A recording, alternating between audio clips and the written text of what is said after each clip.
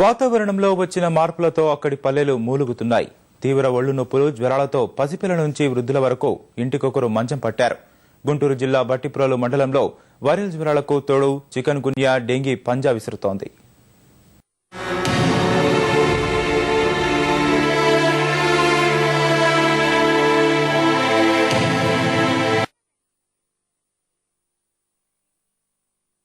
రెండు నెలల వ్యవధిలో తీవ్ర వడగాలులు, వెనువెంటనే జోరు వానలతో వచ్చిన వాతావరణ మార్పులు, వీటికి తోడు పల్లెల్లో పడకేసిన పారిశుధ్యం కారణంగా గుంటూరు జిల్లాలో రోగాలు పంజా విసురుతున్నాయి. ప్రధానంగా డెల్టా ప్రాంతాల్లోని బట్టిప్రోలు మండల పరిసరాల్లో వైరల్ జ్వరాలు విజృంభిస్తున్నాయి.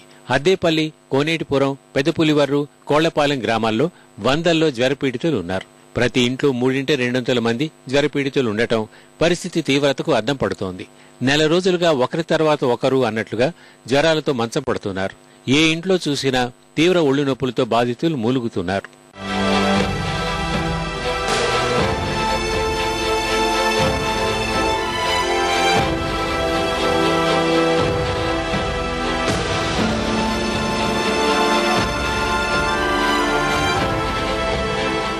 ప్రైవేట్ ఆసుపత్రుల్ని ఆశ్రయించే స్తోమత లేని బాధితులు సర్కార్ నామమాత్రంగా ఏర్పాటు చేసిన 2 వైద్య శిబిరాల నిర్వహణ తీరుపై పెదవి విరుస్తున్నారు. ప్రతి ఒక్కరికి జ్వరాలుండి. ఇక గవర్నమెంట్ హాస్పిటల్కి వచ్చి ఇప్పుడు నిన్న 200 ఇంజక్షన్లు చేశారు. చాలా మంది వచ్చేస్తున్నారు. ఇక్కడ గవర్నమెంట్ హాస్పిటల్ చూపించుకుంటున్నారు. జ్వరాలేమో విపరీతంగా ఉండేవి, బాగా పెరిగిపోయినాయి. దోమలేమో బాగా ఉండే ఇళ్లలో. మురు కాలువలు శుభ్రంగా చేయట్లేదు. ఇవన్నీ పెరిగిపోయి ఈ నొప్పులు రేత్రి పట్టుకుపోతున్నాయి. కాళ్ళు చేతులు లేవలేకపోతున్నారు. ఇంజక్షన్లు చేస్తున్నారు. ఇంటికి బాగా ఎక్కువ ఉంటే వచ్చాము, ఇంజక్షన్ చేసి ఉండమన్నారు. చేతులు కాళ్ళు పట్టుకుపోయినాయి. అద్దె బిల్లు 6 నుంచి ఉన్నాయంటండి. ఇవాళ నిన్న 3 రోజుల నుంచి మటుకు బట్టిప్రోలు బాగా. ఇక్కడికి వచ్చిన తర్వాత జ్వరం చూసి జ్వరానికి బెళ్ళిచ్చారు. బెళ్ళ అసలు పూర్తిగా తగ్గింది. కానీ ఈ కాళ్ళు చేతులు నొప్పులు ఉండే, ఇప్పుడు విపరీతం నొప్పులు ఉండే. ఇంటికి వాళ్ళు చెప్పి పడున్నారండి. ఇప్పుడు జ్వరం బెల్లిస్తున్నారు. ఇన్నింటిలో జ్వరం తగ్గుతుంది.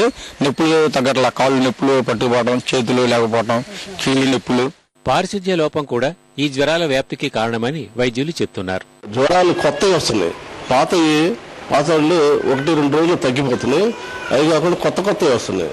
రోజుకి ఇక్కడ 250 ఓపీ నడుస్తుంది. ఇక్కడ మేము ఇక్కడ హాస్పిటల్లో ఓపీ చూడటమే కాకుండా మళ్ళా డిఎంహెచ్ఓ గారికి ఇన్ఫార్మ్ చేసి అక్కడి నుంచి మళ్ళీ 2 డాక్టర్లను తెప్పించుకున్నాము. వేరే హాస్పిటల్స్ నుంచి వచ్చారు. అట్లా అద్దేపల్లిలో క్యాంపు నడుస్తుంది, బట్టిపల్లిలో కూడా క్యాంపు నడుస్తుంది. 2 ఏళ్లుగా స్థానిక సంస్థలకు ఎన్నికలు లేక పంచాయతీల పరిధిలో మురుగునీటి పారుదల అధ్వానంగా మారింది. ఏటా వైరల్ జ్వరాలు హడలెత్తిస్తున్న వైద్య శాఖ, పంచాయతీ అధికారుల్లో ముందస్తు చర్యలు ఉండటం లేదని బాధితులు ఆగ్రహం వ్యక్తం చేస్తున్నారు.